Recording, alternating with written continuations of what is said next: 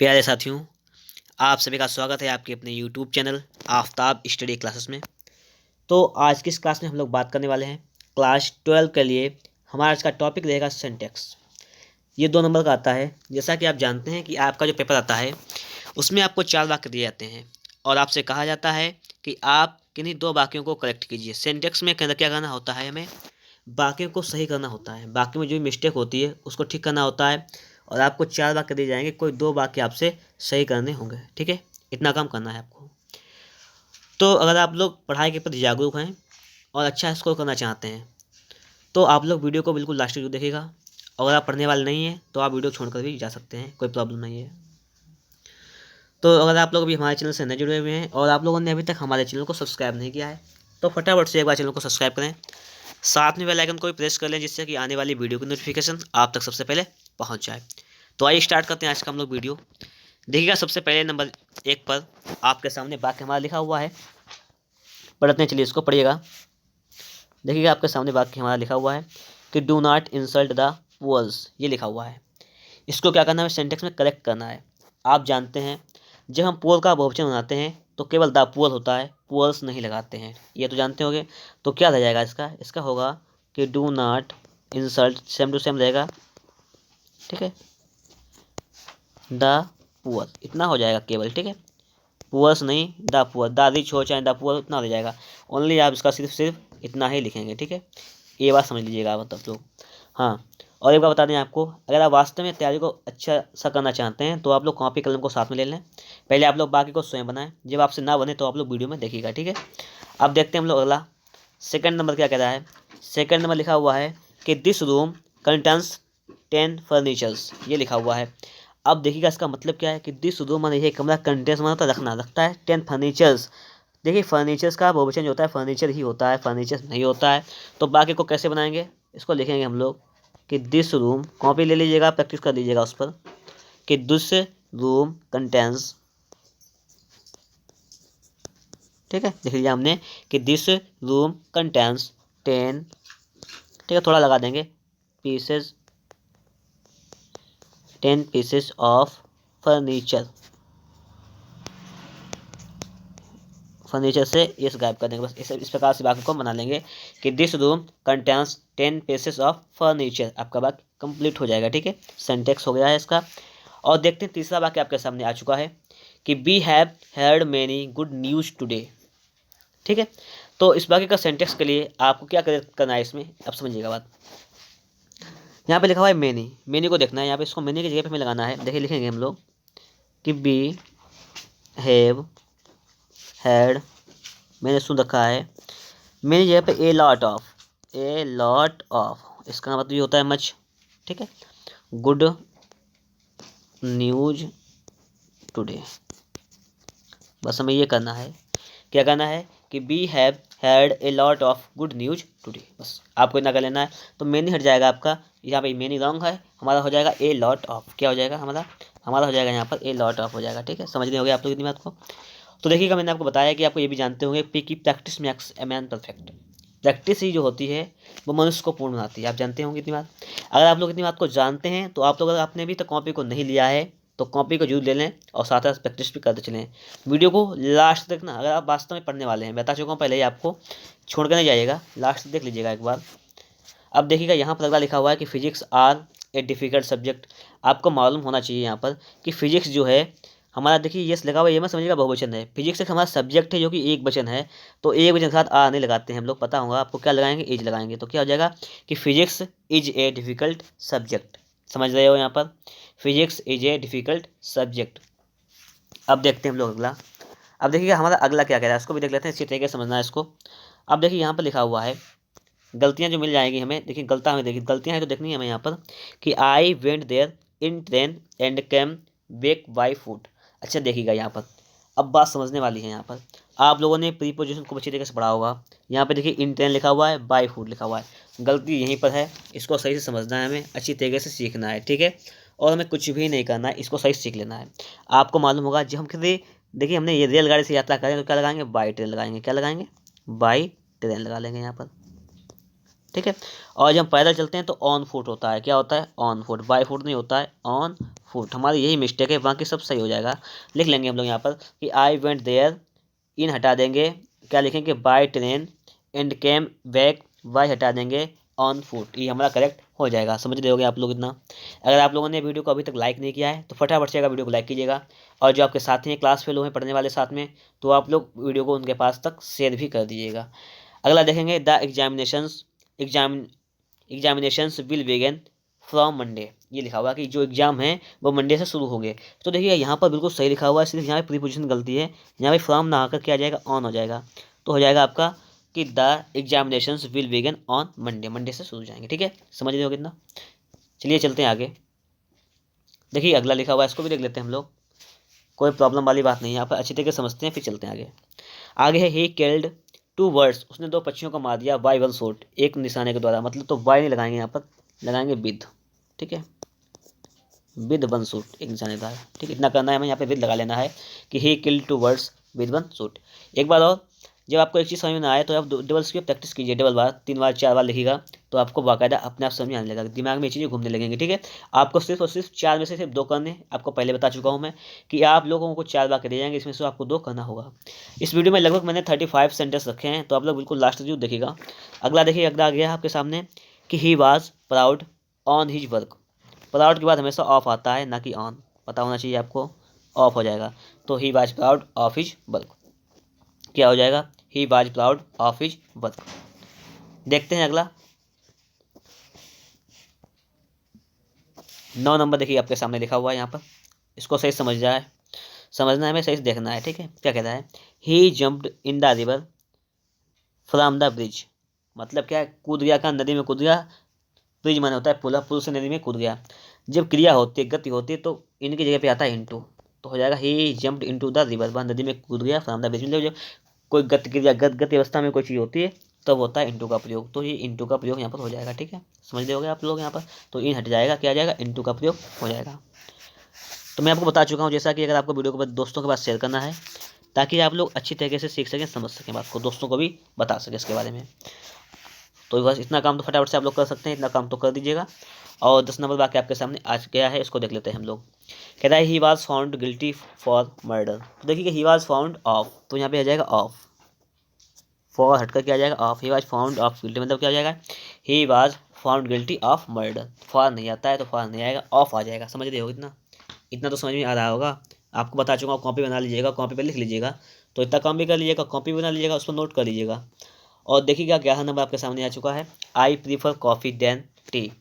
और प्रीफर या सफ़र या इन्फीरियर जूनियर, इनके बाद में सर टू का प्रयोग होता है, ना कि देन। तो यहाँ पे टू लग जाएगा, हमारा सेंटेक्स हो जाएगा कि I prefer coffee to tea. बस समझ रहे हो इतना, I prefer coffee to tea. मैं शब्द बता चुका हूँ आपको, फिर देख लीजिएगा। मैंने बताया आपको, अगर सीनियर आ जाए या जूनियर, सीनियर जूनियर आ जाए, या इन्फीरियर या इंटीफीरियर आ जाए, तो टू का यूज होता है। ठीक है, ये ध्यान रखिएगा इतनी। तो देखिए अगला देखते हैं, लिखा हुआ है कि air is necessary for life. तो यहाँ पे क्या हो जाएगा कि air is necessary to life, जीवन के लिए। ठीक है, फॉर नहीं होगा, यहाँ पे हो जाएगा टू, तो हो जाएगा air is necessary to life. देखिएगा थोड़ा सा काम करना पड़ रहा है और हमें पूरा 1 नंबर मिलेगा, क्योंकि हमें 2 बार के करने हैं और 2 नंबर मिलते हैं। तो देखिए थोड़ा सा काम करना है, थोड़ा सा मेहनत करना है हमें, अच्छी सी मेहनत जब हम लोग करेंगे तो अच्छे से नंबर भी हमारे आराम से आएंगे। इसमें कोई परेशानी वाली बात भी नहीं होनी चाहिए। ठीक है, और हम लोग चलते हैं अब आगे। देखिए अगला लिखा हुआ है, आई एग्री टू यू। जब एग्री के बाद टू भी आता है, विद भी आता है। और विद कब आता है, जब किसी पर्सन की बात की जाए, मतलब किसी पर्सन की बात की जाए, और विद आता है कोई सुझाव। टू जब आता है सुझाव दिया जाए, तब टू आ जाता है। जैसे लिखा हुआ है यहाँ पर, आई एग्री टू यू, तो टू नहीं आएगा, यहाँ हो जाएगा with you. I agree with you, मैं आपसे सहमत हूँ। और अगर टू की बात करें तो टू कब आता है, तो वो भी देख लीजिएगा बात। अगर लिखा होता है आई एग्री, तो आता है to your proposal, to your proposal. Proposal होता है सुझाव, मतलब सुझाव की, तो यहाँ पे टू आ जाता है। समझ रहे हो यहाँ पर, देखिए टू भी आ गया, विद भी आ गया यहाँ पर, तो यहाँ पे टू आ जाता है। I agree to your proposal सुझाव की बात थी, और आपसे सहमत की बात है, तो यहाँ पे टू नहीं आएगा, यहाँ पर आ जाएगा विद, तो आ जाएगा आई एग्री विद यू। ठीक है, समझ रहे हो कितना। फिर लिखा हुआ है, आई लाफ्ड हमेशा ऑन हिम नहीं। आपको मालूम होना चाहिए कि लाफ्ड के बाद हमेशा एट का प्रयोग होता है, ना कि ऑन का, हमेशा एट लगता है। तो आई लाफ्ड एट हिम, समझ रहे हो इतना, I laughed at him, I laughed at him हो जाएगा यहाँ पर। तो आप लोग कॉपी में नोट कर दो, अच्छी बात है। आगे देखते हैं, अगला लिखा हुआ है कि आई was appointed for this post, मुझे इस पद के लिए अपॉइंटमेंट का नियुक्त करना, नियुक्त किया गया। तो आई was appointed for this post में आपको क्या गलती लग रही है, मुझे थोड़ी सी गलती लग रही है यहाँ पर कि अपॉइंटेड के बाद यहाँ पर फॉर नहीं आएगा, टू आएगा मेरे हिसाब से। तो यहाँ पर टू लग जाएगा, क्या लग जाएगा, टू। तो समझ लो यहाँ पर, तो क्या हो जाएगा, I was appointed to this post, ठीक है, I was appointed to this post. आगे देखते हैं, अगला लिखा हुआ है 16 नंबर, you must avoid with the rules, ठीक है। तो हो जाएगा यहाँ पर, हो जाएगा यू मस्ट अवॉइड, विद हटकर यहाँ पर हो जाएगा बाय द रूल्स, ठीक है, समझ रहे हो इतना। तो you must avoid by the rules. आगे देखते हैं, 17 नंबर कह रहा है कि I have applied to this post, I have applied, apply करने के लिए आता है यहाँ पर फॉर, तो I have applied for this post, हो जाएगा यहाँ पर फॉर। देखिए क्या छोटी छोटी गलती होती है, आपको पता होनी चाहिए, सिर्फ हमें प्रैक्टिस करनी पड़ती है, बता चुका हूँ मैं आपको बहुत अच्छी तरीके से, क्योंकि जितनी ज़्यादा हम प्रैक्टिस करेंगे उतनी हम अच्छे बन जाएंगे। तो I have applied for this post, आपका ये बिल्कुल हो जाएगा राइट।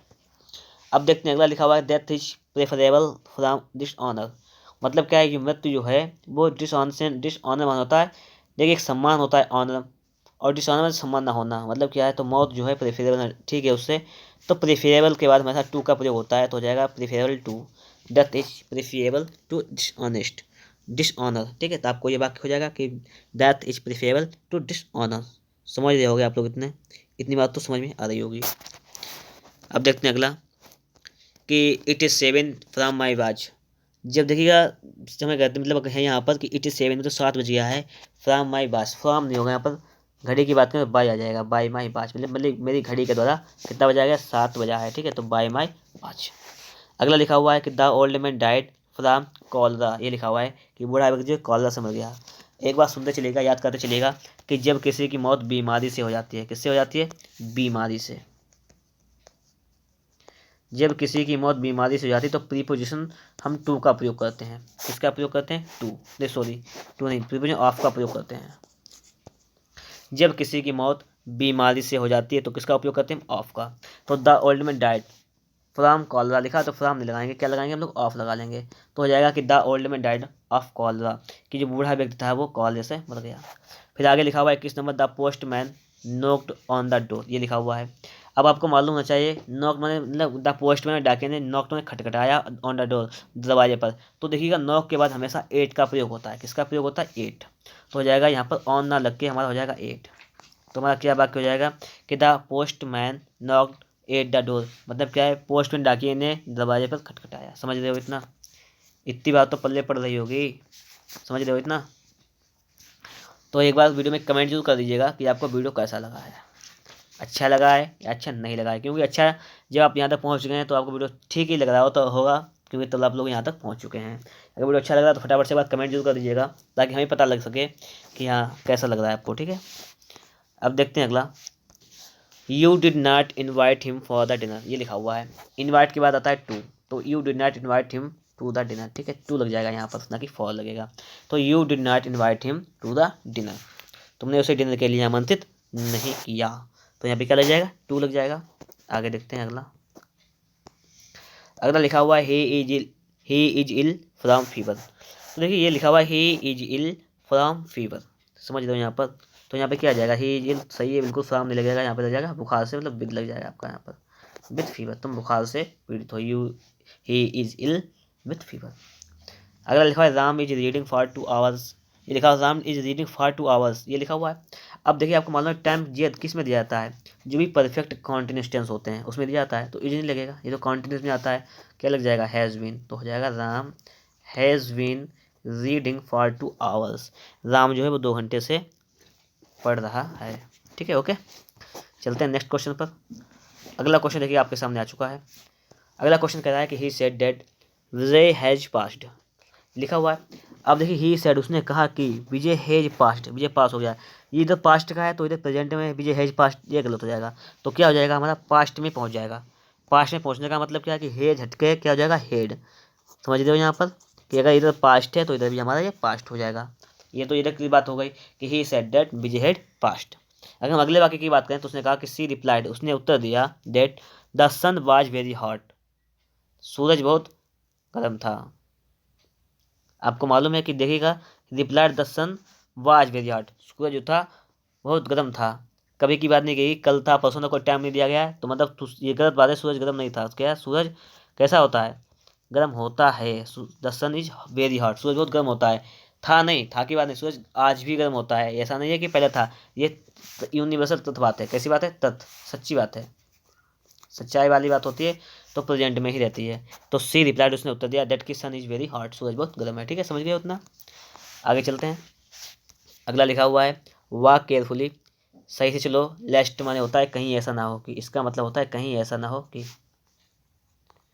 कहीं ऐसा ना हो कि, तो हो जाएगा वॉक केयरफुली, ठीक सावधानी पूर्वक चलो, कहीं ऐसा ना हो कि यू। और इसके बाद हमेशा लेस्ट जब कभी आ जाता है तो उसके बाद हमेशा शुड का प्रयोग होता है, हमेशा शुड का प्रयोग होता है, शुड। ठीक है, हमेशा शुड का प्रयोग होता है। तो यू में नहीं होगा यहाँ पर हो जाएगा शुड, ये हो जाएगा walk careful लेस्ट you should fall. ठीक है, संभल कर चलो, कहीं ऐसा ना हो कि तुम गिर जाओ। ध्यान रखना इतनी बात आप लोग। आगे देखो, ये लिखा हुआ है, इसको देखते हैं। 28 नंबर है हमारा, इसको से समझना है हमें। ठीक है, क्या कह रहा है 28 number, she goes into the room that she might sleep, ये लिखा हुआ है। अच्छा समझिएगा बात, सी गोज प्रेजेंट टेंस है, यहाँ पे लिखा हुआ माइट, मे का माइट हो जाता है पास्ट में, तो प्रेजेंट में ही रहेगा, ये क्या रहेगा मे, तो हो जाएगा she goes into the room, बाद में जाती है डेट सी मे स्लीप। ठीक है, मे हो जाएगा। आगे लिखा हुआ है John got a best present, आपको मालूम है गुड बेटर बेस्ट के आगे हमेशा दा का प्रयोग होता है, ना कि ए का प्रयोग हो जाएगा। तो क्या यूज होगा यहाँ पर, यहाँ पर होगा दा का यूज। किसका यूज होगा, दा। तो इसको हम क्या करेंगे, यहाँ से इसको हटाकर ए को दा लगा देंगे, बस इतना काम कर लेंगे, इसको कट कर देंगे। तो हो जाएगा John got the best present. ठीक है, क्या हो जाएगा, the best present, superlative degree है द बेस्ट, दा लगता है, आपको इतना बात जानते हैं, अब इतनी बात को मालूम भी होनी चाहिए। ठीक है, हम लोग चलते हैं आगे। अगला देखिएगा, लिखा हुआ है he looks as stupid as a owl, लिखा हुआ है, आप जानते हैं भी, आपके सामने लिखा हुआ है। हमें इसमें कहना क्या है, थोड़ा सा समझना है। ही लुक्स एज स्टूपिड हुआ है, एज ए आउल, आपको मालूम होगा आउल लिखा हुआ है, तो आउल से पहले क्या आ जाएगा, ए तो लगेगा नहीं, क्या लग जाएगा, एन, ये भी गलती मिल गई हमें, तो हो जाएगा एज एन आउल, एन आ जाएगा केवल, बस समझ रहे हो यहाँ पर। ठीक है, आपका वाक्य हो गया। अगले देखते हैं, अगला 31 नंबर देखिए क्या कह रहा है। 31 नंबर हमारा कह रहा है, इसको देख लेते हैं कि this boy is the cleverer of all, the लगा हुआ है, क्लीवरर लिखा हुआ है, नहीं चलेगा। द मतलब क्या, सुपरलेटिव डिग्री के आगे द लगता है, तो क्लीवरर नहीं होगा।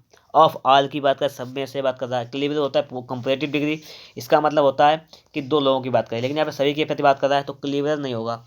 ये तो क्लियर हो गया हमारा। अब होगा क्या यहाँ पर, वो देखते हैं, हम लोग लिखते हैं यहाँ पर, हो जाएगा क्लीवर, CLEVER, क्लीवरेस्ट, क्या हो जाएगा, क्लीवरेस्ट हो जाएगा आपका, हो जाएगा क्लीवरेस्ट। ठीक है, क्योंकि यहाँ पर सुपरलेटिव डिग्री का उपयोग हो जाएगा, कॉम्परेटिव में दो का उपयोग, मतलब जब दो लोगों के बारे में बात होती है तो कॉम्परेटिव डिग्री लगाते हैं, और इसके लिए हो जाएगा हमारा सुपरलेटिव डिग्री का प्रयोग। ठीक है, आगे लिखा है मुनीस इज माई ओल्डर ब्रदर।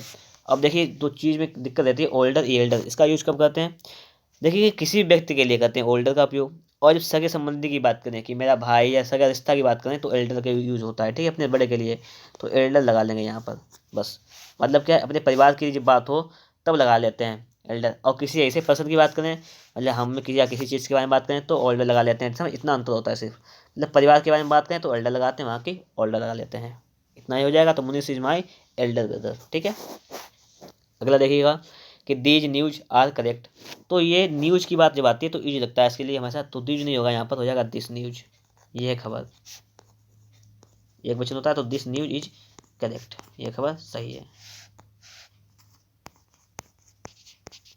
समझ रहे होगे इतनी बात। ठीक है, दिस न्यूज इज करेक्ट। आगे देखिएगा, I have a 5 rupees note, तो यहाँ पे क्या हो जाएगा, आई हैव ए 5 रुपी, सिर्फ रुपी हो जाएगा, रुपीज नहीं होगा, तो हो जाएगा I have a 5 rupee note. आपका ये बिल्कुल सही हो जाएगा कि आई हैव ए, ठीक है, 5 रुपी नोट, ये आपका वाक्य हो जाएगा। आगे हम बात करें तो लिखा हुआ है one must do his work carefully, ये लिखा हुआ है। तो कैसे बनाएंगे इसको हम, तो देखिए वन मस्ट डू, वन के साथ हमेशा वंस का प्रयोग होता है, ना कि हिज का, ONE'(S), ये इसका प्रयोग होता है, ठीक है। वन के साथ इसका प्रयोग होता है, वंस का वर्क केयरफुली, तो हिज का प्रयोग यहाँ पे नहीं होगा। इतनी बात तो आप लोगों के पल्ले पड़ रही होगी, समझ में आ रहा होगा, ठीक है। ये इसका हिज का प्रयोग नहीं का, वंस का प्रयोग हो जाएगा, ठीक है। तो लगभग मैंने आपको 35 सेंटेंस कंप्लीट करा दिए हैं। अगर आप लोगों ने वीडियो को अभी तक लाइक नहीं किया है तो एक बार अब तो लाइक तो बनता ही है, तो वीडियो को लाइक तो कर दीजिएगा। और अगर आप लोग चैनल पर नए हैं तो चैनल को फटाफट से सब्सक्राइब भी कर लीजिएगा, जिससे कि आपको आने वाली वीडियो की नोटिफिकेशन सबसे पहले पहुंच जाए। तो वीडियो देखने के लिए दोस्तों आपका बहुत बहुत धन्यवाद।